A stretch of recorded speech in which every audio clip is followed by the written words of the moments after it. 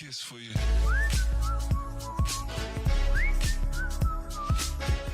All right, let's talk about Enshrouded. So this is a series called Just Gems, where I highlight various games across the indie and AAA sphere that I feel like got overlooked, either due to their early access launch, the release window not being in the best spot, caught between other titles, to even that the launch day of the game ended up being in the best shape, but the devs kind of stuck on the horse and made it better. There's a lot of reasons why people kind of don't get onto a game at the start, and so I'm here to kind of highlight why they should give these games a second look. Today we're looking at Enshrouded, and I just want to start off by saying it is a survival RPG, similar to something like maybe Valheim or No Man's Sky or Ark or Evolved, that you are tasked as basically this light that is trying to gather other people around there and rebuild best you can. Story's pretty light so far, but it is kind of on the basis of you're trying to rebuild these destroyed things, and you have to kind of watch out for the Enshrouded, this mist that has kind of taken over the land there. And you're obviously doing the standard survival stuff, crafting, building, gathering materials and things, adding to your world. And I guess the main pros and cons of this game are really the fact of the scale. You have a glider, you have a grappling hook that you craft and all that, and that really adds to the sense of scale of this game. You have wide vistas that you can go down, fly around, or kind of glide down with your glider, as well as your grappling hook and swing across stuff, and it really lends to that sense of scale and that sense of mobility that you have across the world that is pretty unique for a survival game. So I really say that sense of scale, that feeling of moving through a vast, very large sort of world there, large towers, large looming structures, the mist that you can see really adds to it. Red parts of the mist you can't go into until you upgrade your stuff, right? It's a very nice, natural progression to, being able to walk around and sort of investigate the world. The other thing, and the reason that it looks like this and it's set up like this, is because it's also voxel based. What that means is you can dig and destroy anything. Most things. You can dig and destroy. Some things are protected, but most things you take a pickaxe to and you start swinging, and you can dig underground, dig through mountains, you can dig around the Enshrouded place, you can destroy a lot of buildings and a lot of items and stuff, and it's overall a very interesting take that it is voxel based. You can destroy anything and it will come back when you reload. The only thing that isn't the case is when you set up your altar. That basically gives you like an area around that you can build your stuff. That will be permanent. Building and destruction in that area is going to be permanent, so you can do anything like that. And you can also upgrade it. So if your flame altar, which is the main thing you have there, if it's at level 1, then it's a certain area. You can upgrade to level 2 to get a bigger area, which lets you obviously destroy more.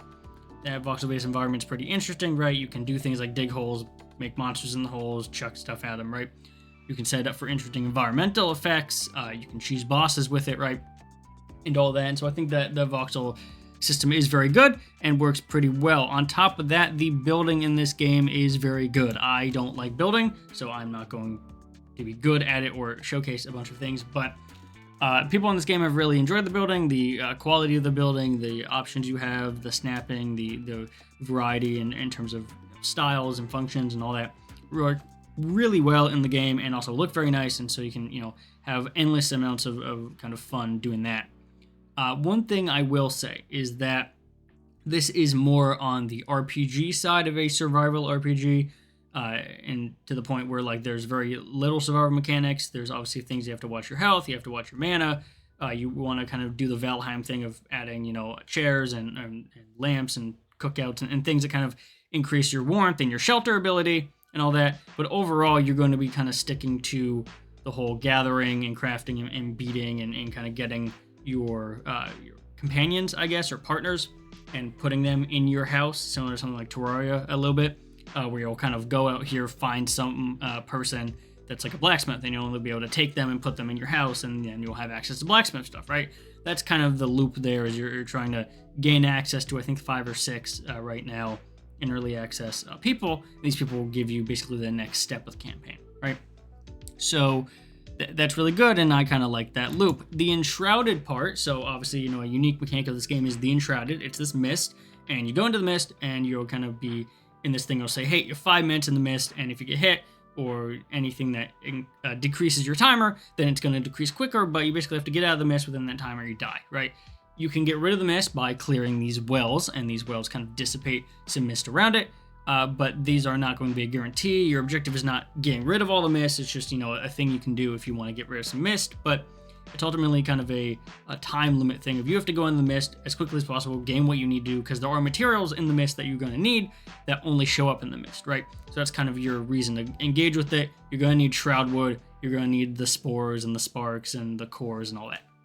So you go in there, try to fend off as much stuff, not get hit, right? Because the more you hit, the quicker the timer goes down and all that, and then you have to get out of there, right? So I do like that. It's kind of a good sense of emergency and a good sense of intent.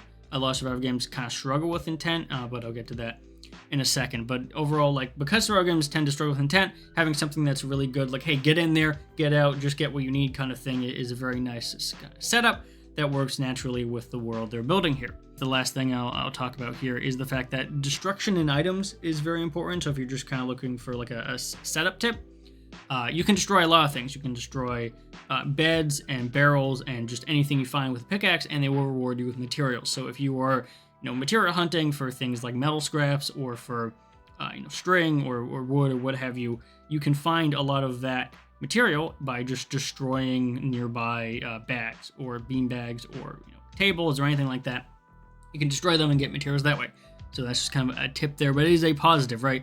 This is a destructible environment, and those destructions do come back, so you can kind of basically have an easier time farming materials if you need to by just doing that, right?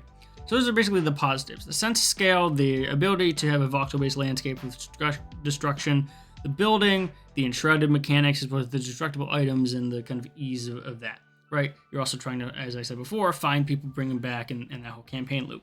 However, I will say that compared to other games sort of in this genre, something like Valheim or other ones like Palworld that maybe have a little bit better structure, I do find that it tends to be a little directionless in this game, and that's more to say that obviously it's not done yet, it's not out fully, but what I mean by directionless is, yes, you do have the 5 or 6 people that you can go to, but there's not really anything tying you to do that, right? I really think the next step in survival games is getting you to motivated to do things. Valheim has the bosses, Palworld has the towers that you can beat. Something like Subnautica has the mission markers that you keep getting, not markers, but like the signals and stuff you keep getting and the exploration there. And Shroud doesn't really have that. Like, obviously you can follow the main campaign there, but there's not really a kind of gathering up of more, like, it doesn't feel like there's as good of a progression sort of system in place for Enshrouded, right? Progress, relatively speaking, is pretty slow. You can spend a lot of time just kind of gathering stuff and not really gaining a whole lot. And so because your kind of progression is based on getting these people, it can kind of feel like unless you're getting these people, you're not really making progress. So that's just kind of a nitpick there, kind of a discussion, is that it is kind of directionless, as what your progress is sort of locked behind the main campaign versus other things. You could, Valheim, you can grind and beat the first 3 bosses without doing a ton, right? That kind of thing. There isn't really like that in Enshrouded. So to me, that's a little bit directionless, and I would like some more kind of intent in that kind of system. The other thing, the combat in this game, obviously it's a survival game, combat's not usually the focus. However, this is an RPG first and a survival game second, so you do have a lot more focus on combat. The problem is the combat is not that interesting. You have a basic attack, a heavy attack, a block, a dodge. That's about it. You have, magic, you can do some archery here and there, but overall, the biggest issue to the combat is the next problem, which is the enemy variety. Not the fact that there isn't an enemy variety, but the enemies don't require you to do anything different, so you end up kind of just like whacking things a whole bunch, blocking things sometimes. Most of the time you can just whack, dodge, whack, dodge, right? That gameplay structure to me isn't that interesting. You can probably see on screen now, I went in, kind of glided down, went into this thing, got attacked by a bunch of spiders, and died pretty quickly, right?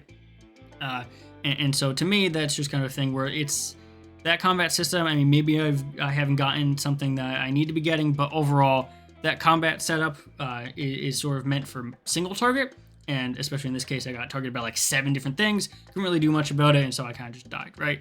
So I think a lot of maybe AoE stuff in the combat, more variety of weapons, more variety of shields and other things you can do to block would definitely go a long way to improving. But yeah, so overall enemy variety, I think on top of that can just be improved. The enemies don't really require you to do much overall. They kind of just like either throw stuff or run really quickly at you. Like you can most of the time just attack and block without too much concern over what's happening, which I kind of think for a game like this that's more RPG focused, you need more enemies that can actually do stuff. The couple bosses I've faced so far are fine, right? But they're pretty similar, right? They're just going to throw something or they're going to hit you, right? There's not a ton of variety there. The last thing to say in terms of cons here is performance issues. Because this is voxel based, what you tend to happen is a lot of rendering and the math has to happen in the background. You get a lot of performance problems. I'm running on max settings, obviously, with DLSS set to quality, 1440p. I have a 4080 and a 13700KF, so I am, pretty high end, and I am getting, I would say like 75 FPS, on average, when I go out into the world there, which is fine, but it's not super consistent, and it's also, a pretty high-end system. At 1440, I would expect definitely a little bit more than 75, especially for how the game tends to use lighting and stuff, especially at night. I actually notice more dips when the game turns to the night cycle instead, which is interesting because there's less lighting going on usually at night. But just thought I'd mention, this game does not run the best. It compiles shaders every time you launch it, at least from what I've seen. And the performance stuff is pretty, jittery, right? There are times, obviously, when you can get normal performance out of it. But to me, 75 FPS with DLSS set to quality at 1440p isn't great for the setup here, and I think they could definitely improve some of the performance things. So overall, as I said before, the pros: sense of scale, the voxel-based landscape, the building, the enshrouded, and the function of how that works, and the stretchable items. The things that kind of drag it down are its kind of directionless nature, the combat kind of being a little bit bland, the enemies not really requiring you to do much else, and the performance issues. So overall, I would definitely recommend the game.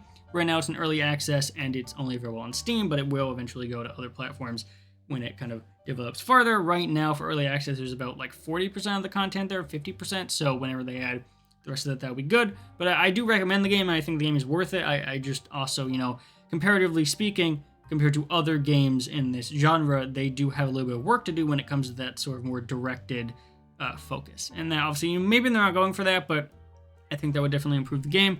So hopefully you found that interesting. Check it out. It's about $30, I think, on early access for Steam.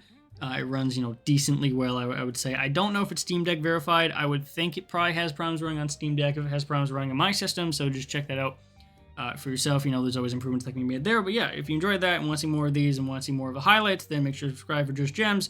As well as my other series, subscribe to my main channel, Mac Ebs, if you're interested in tech content. I do weekly videos there. And I'll see everyone in the next episode.